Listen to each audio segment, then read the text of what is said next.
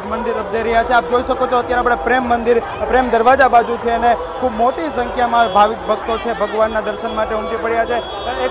એક વાત માનવામાં આવે છે કે અષાઢી બીજને વરસાદ થાય શુકનવંતુ માનવામાં આવે છે, અમી છાંટણા માનવામાં આવે છે, પરંતુ આજે વરસાદના છાંટા એટલે કે પાણી રૂપી અમી છાંટણા, પરંતુ જે પ્રસાદ છે પ્રસાદ રૂપી વરસાદ વરસતો હોય તેવા માહોલ સર્જાયો છે। આપ જોઈ શકો છો કે જે રીતે અલગ અલગ ફ્લોટ્સ છે, અલગ અલગ ફ્લોટ્સમાંથી પ્રસાદ વહેંચવામાં આવી રહ્યો છે, અલગ અલગ ઝાંખી કરાવતા ફ્લોટ્સ પર આવી રહ્યા છે। તો બીજી તરફ જોવા જઈએ તો ભક્તો જે છે તે એક ભગવાનની ઝલક જોવા માટે લાખોની સંખ્યામાં ઉમટી પડ્યા છે અને ખાસ કરીને ભગવાન જ્યારે પરત ફરી રહ્યા છે નિજ મંદિરે પરત ફરી રહ્યા છે, ભગવાન જ્યારે નગરચર્યામાં નીકળ્યા હતા ભગવાનના દર્શન કરી લોકો ધન્યતા અનુભવી રહ્યા છે અને ખાસ કરીને જોવા જઈએ તો અત્યારે લાખોની સંખ્યામાં ભગવાનના દર્શન કરવા માટે લોકો પણ એકઠા થયા છે। કેમેરા પર્સન અમિત શર્મા સાથે હરીન માત્રાવાડિયા, ETV સમાચાર, અમદાવાદ।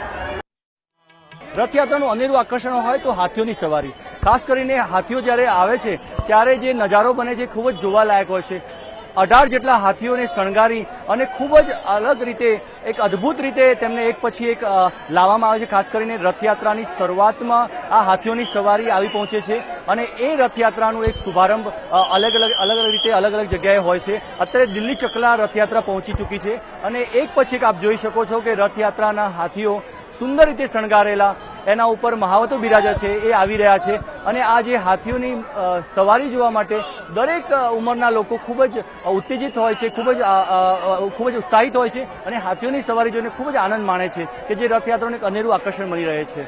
કેમેરામેન ઠેંગર રાઠોડ સાથે નીરવ જોશી, ETV ન્યૂઝ, અમદાવાદ।